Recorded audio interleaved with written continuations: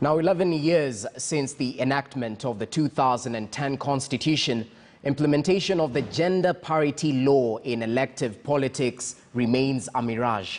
On this week's House of Cards, Murimi Mwangi highlights previous attempts to actualize this law and explains why a fresh headache faces main political parties on implementation of this law less than a year to the general election.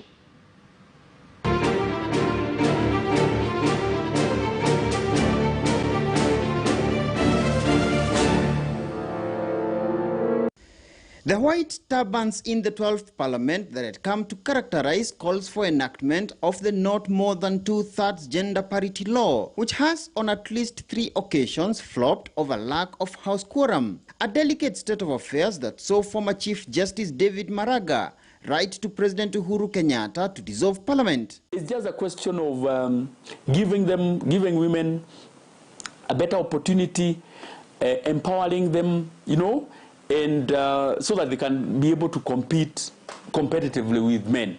So it is doable without the question of nominating. It is doable without the question of adding more burden to the taxpayer. There isn't the necessary political will or intent to actually pass this law. So I would be very, very surprised myself if a miracle happens on that day and we get this law passed. This gender issue cannot easily be married, or they cannot coexist with the tenets of democracy, because in a democratic situation, a person chooses or elects the person he or she wants. Even though the 2/3 has not been achieved, we are celebrating the progress that women have made, including now the first woman Chief Justice of the Republic of Kenya. So one of the organs of government, and there are 3 organs, the executive, the parliament, and the judiciary, one organ is led by a woman. Article 27(6) of the 2010 Constitution directed the states to take legislative action and other measures to implement the principle that not more than 2/3 of members of elective or appointive bodies shall be of the same gender. On 11th December 2012, the Supreme Court directed that Parliament passes the necessary gender legislation by August 27, 2015. The deadline passed and the Supreme Court extended it to June 26, 2016, which also lapsed without any luck enacting the law. So what options do political proponents have cracking the gender parity headache in Parliament and other elective seats less than a year to the polls? Women must vie. The coalitions and the presidential candidates must, like in other countries, especially Tanzania, consider a running mate who is a woman.